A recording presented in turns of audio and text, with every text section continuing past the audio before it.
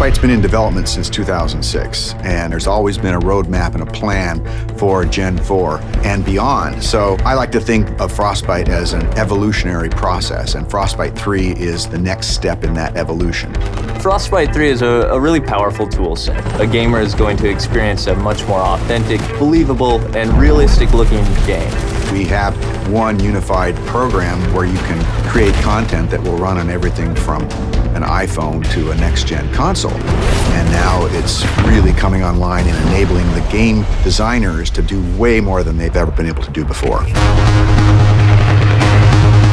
We spend significant effort on creating more dynamic and living environments. Before, they would have to go to a lot of work to make a tree feel like it swayed in the wind. Now we give them the tools to create the tree, and we let the game engine control how the wind affects that tree. Frostbite allows everything to work together. The waves on the beach, the wind blowing the whitecaps, even the clouds overhead all move consistently with the forces of nature. You might see an explosion go off, you'll see the trees nearby shake from the explosion. It's sort of subtle, but it creates this sense of seamless reality. So the large world coupled with a lot of people running around interacting with you really pays off in Battlefield 4. Destruction has always been a core feature of the Frostbite engine. It's the evolution of the way the environment is impacted by gameplay. Everything from the smallest spark colliding, but also gigantic chunks of debris that crumble when they impact the ground. The guys on Battlefield 4 have been working on something called Levolution. Levolution is really about the concept how you can drastically change a multiplayer map into something different. It could be anything from a big building collapsing or to a dam breaking or anything really big game changer to the level.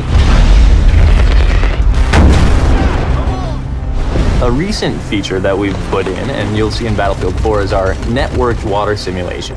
So what this means is all players will see the same wave in the same position at the same time. And this leads to some pretty exciting cat and mouse type of gameplay where you're ducking down and going up and you can kind of peek around as you drive in your boat. It will no longer swim on a flat surface. Instead, it will be affected by the different waves and everything. And that comes to everything from living characters that are swimming, but also to the ragdolls. Something like a jet crashes into the ocean, you'll see the water react and the debris will then float on the waves. It's a very, very cool dynamic engine. Things just happen and it seems right. Take cover! In Frostbite 3, we've made a priority of much more believable, emotionally believable characters. There's a whole slew of features in Frostbite that support that, and one of the most important is the way a person's eyes look.